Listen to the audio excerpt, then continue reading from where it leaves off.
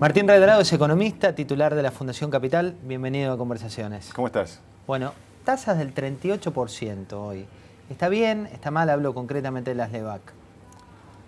Es una fuente de preocupación porque a la economía, José, hay que mirarla toda en su conjunto. Es decir, la política fiscal, que es la que está en el asiento del conductor, la política de ingresos, la política monetaria.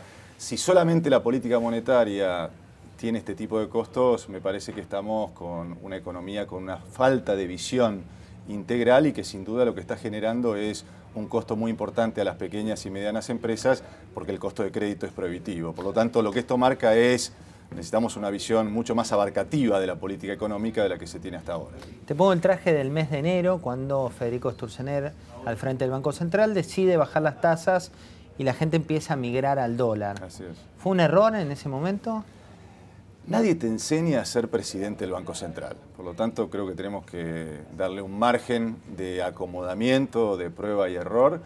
Y sin duda, todo movimiento abrupto en materia de política económica es malo porque desorientás a la gente.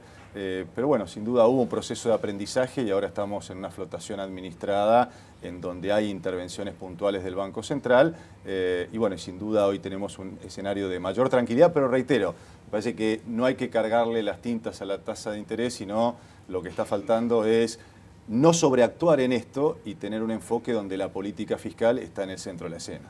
Cuando estuviste al frente del Banco Central se daban, igual que en la historia de la economía local, esas internas, idas y vueltas, en tu momento con el entonces presidente de la Nación, pero hoy se habla mucho de una interna entre el Ministerio de Economía y el Banco Central. ¿Es parte habitual del juego político del Central y Economía? Mi visión es que no hay que personalizar estas cosas. Lo importante es que el Banco Central sea independiente y que no tenga y no sea una rueda de financiamiento del sector público, porque esto lo que genera es más emisión y más presión inflacionaria. Y esto se está logrando. Sin duda también lo importante es otra palabra central en política económica, que es la coordinación. Es decir, que la política de gasto público, de recaudación, la política de ingresos, la política monetaria, todas vayan de la mano convergiendo hacia tener más crecimiento y menor inflación. Esto está faltando. Cuando uno mira las LEVACs, crecen exponencialmente en términos de demanda y cerca de la mitad de la base monetaria está con vencimientos a 35 días. ¿Cómo ves esa situación? Eso no me preocupa que esté tan en el corto plazo. Me preocupa sí el monto, estás hablando de 480.000 millones de pesos, que a una tasa promedio del 35% te va devengando un costo de prácticamente más de 160.000 millones de pesos por año, en un balance de Banco Central que está bastante deteriorado. Por lo tanto, sin duda no es una política sostenible en el largo plazo y que por supuesto necesita mucha más coordinación con el resto de la política económica. Se habla mucho del desendeudamiento de la economía, pero cuando uno mira el patrimonio del Banco Central, de la época en la que vos lo dejaste a hoy, tenés cerca del 65% de ese patrimonio que son deudas, pasivos. ¿Cómo fue cambiando a nivel de evolución el Banco Central en términos de la relación activos y deudas? Bueno, sin duda las deudas se han multiplicado prácticamente por 4, cuando uno mira tanto el nivel de adelantos transitorios, los cheques que le ha dado el Banco Central a la tesorería, lo que ha marcado tanto es en el manotazo que ha habido sobre las reservas, es decir, sacarle recursos en dólares y sacarle también recursos en pesos, es que el Banco Central hoy tiene un patrimonio neto negativo, es decir, está lamentablemente quebrado desde el punto de vista contable. Sin duda el hecho de que Argentina haya vuelto a los mercados internacionales de crédito le ha quitado presión, pero digamos que todas las reservas son prestadas y lo que tenemos que hacer ahora es un cambio para que vengan dólares de inversión y que vengan dólares contantes y sonantes y no tenemos que estar pendientes de la renovación de deuda que tengamos que hacer. Hablabas recién de esta visión integral que tiene que tener el gabinete económico y también la autonomía del Banco Central. Cuando vemos ese 38% de referencia, ¿coincidís más con Pratgay, que dice que está frenando la producción, o con la gente de Pratgay, o más con Sturzenegger, que dice primero viene este freno para después empezar a bajar las tasas? Mi visión, José, es que está faltando un programa económico que combata la estanflación. Es decir, acá no hay medidas de todo el equipo económico que nos digan cómo bajamos la inflación y cómo recuperamos el crecimiento. Y aquí falta balizar el camino hacia adelante. Por ejemplo, tomemos el tema del gasto público. Venía los primeros meses creciendo alrededor del 22%, enero y febrero.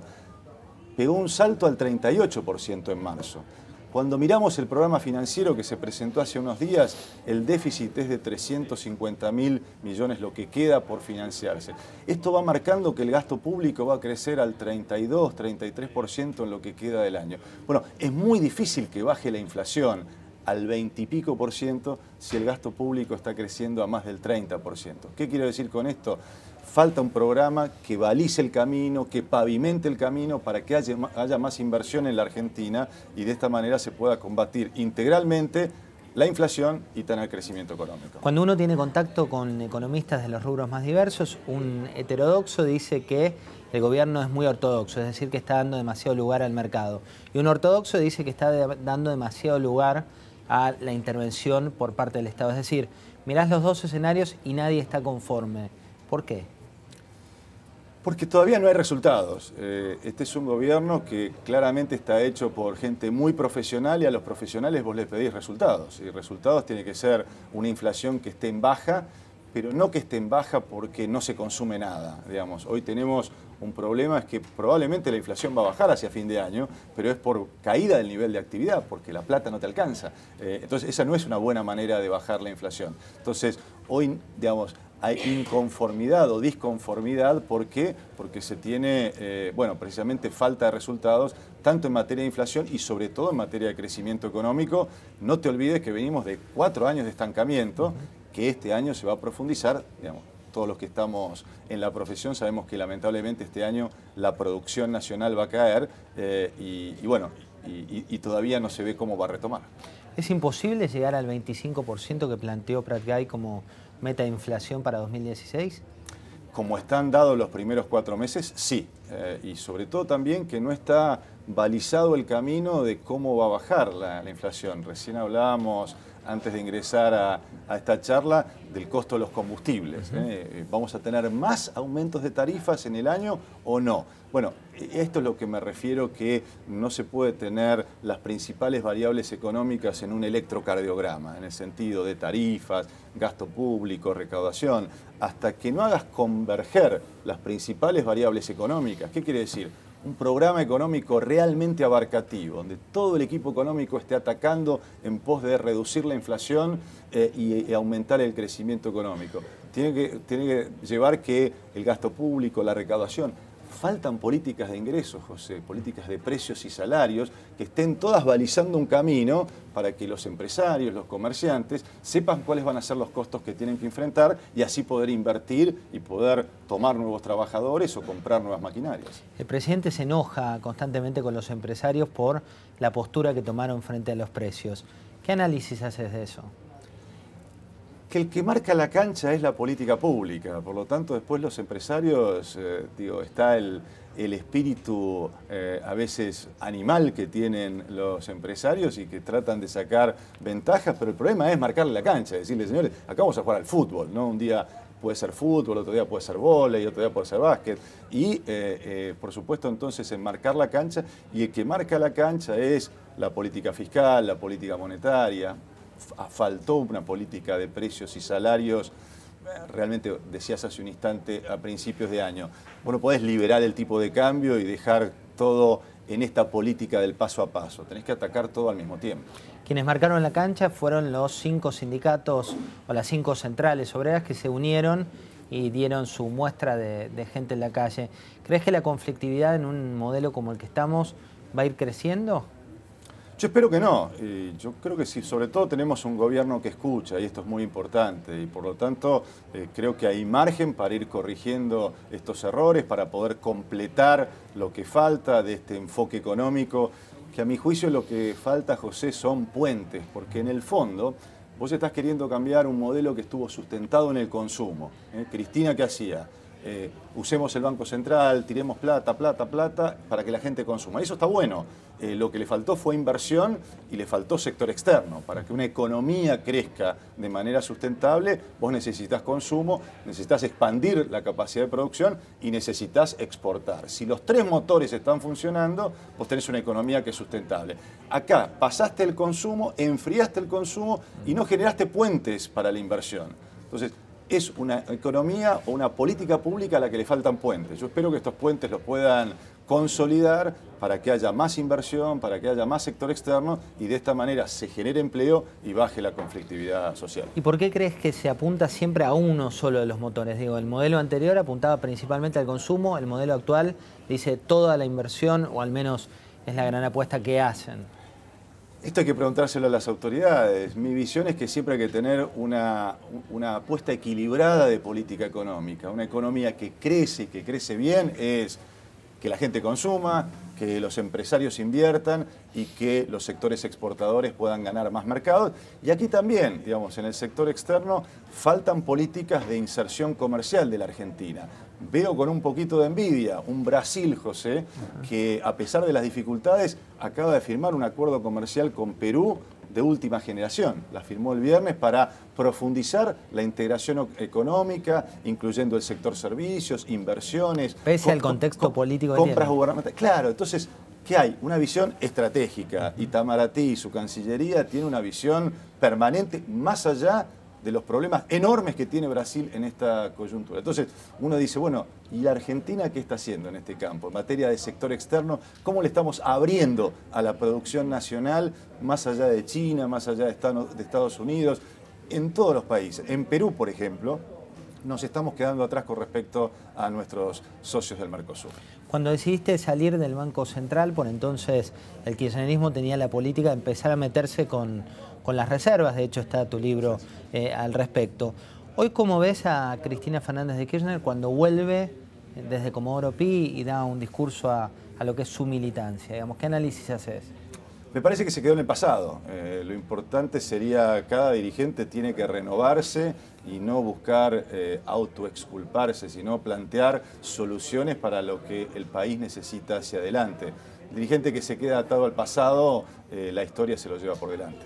Desde las decisiones del Banco Central también hay un delay entre las medidas que se toman, como por ejemplo esto de ir bajando la emisión monetaria, hasta que llegan finalmente a frenar la inflación. Por supuesto, siempre hay una brecha, lo que llamamos el canal de transmisión que tiene la política monetaria, las poleas que tiene la política monetaria para comunicarse con todos nosotros, es el crédito. Es decir, cómo se comunica el Banco Central con vos, conmigo, con todos nosotros, a través de los bancos, a través del crédito.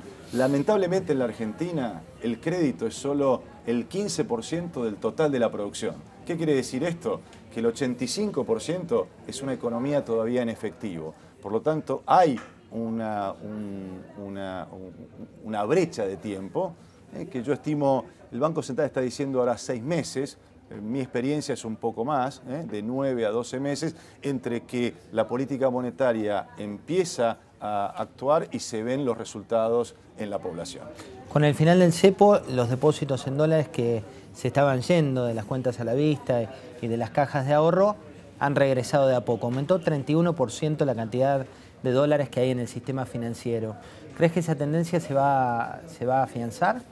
Sí, sin duda, pero corremos el riesgo de caer en dólares financieros y no en dólares comerciales. Entonces, está bueno este proceso que se está dando, pero no caigamos en los errores del endeudamiento fácil, el endeudamiento caro. El endeudamiento es como una droga, termina siendo pan para hoy, hambre para mañana. Entonces, el peligro es no quedar atado de dólares financieros porque son dólares muy volátiles, que van y que vienen, y por lo tanto tenemos que apuntar a los dólares de inversión y a los dólares comerciales, que son los permanentes. ¿Siempre el dólar financiero es la puerta del dólar de inversión o no siempre? No siempre, no siempre, no siempre. Además, José, vos fijate que hoy Argentina está ofreciendo una tasa de interés altísima. El mundo tiene tasa cero. Otro campo que me gustaría ver más acción es, si bien algo se ha hecho, es en organismos multilaterales de crédito. Los organismos multilaterales, por ejemplo, el Banco Mundial tiene líneas que se las ha dado a Nigeria, a Irak, sin ningún tipo de condicionamiento, que no están con obras específicas, sino es para financiar precisamente transiciones como está el gobierno argentino, y presta al 0,25. Entonces yo diría, si queremos, tomemos al 0,25 y no al 7,5%, porque sin duda es una tasa muy alta y que van a pagar las futuras generaciones. Vos estás como asesor de uno de estos organismos multilaterales que son referencia a nivel internacional. ¿Cómo nos ven? ¿Cambió mucho la percepción de Argentina? Hay muy buena expectativa con la Argentina y me gustaría que aprovechemos, que el gobierno y los argentinos aprovechemos este momento, porque cuando mirás al mundo, el mundo está bastante complicado, ¿eh? Te invito por un minuto a que hagamos un mapamundi imaginario. Empezá por Asia, China, la principal fuente de dudas hoy a nivel mundial, a punto tal que cada vez que me piden un análisis, te hace un análisis muy profundo del sistema financiero chino, la morosidad y el impacto que eso pueda tener en la economía. Mirás al resto de Asia, Rusia, un desastre.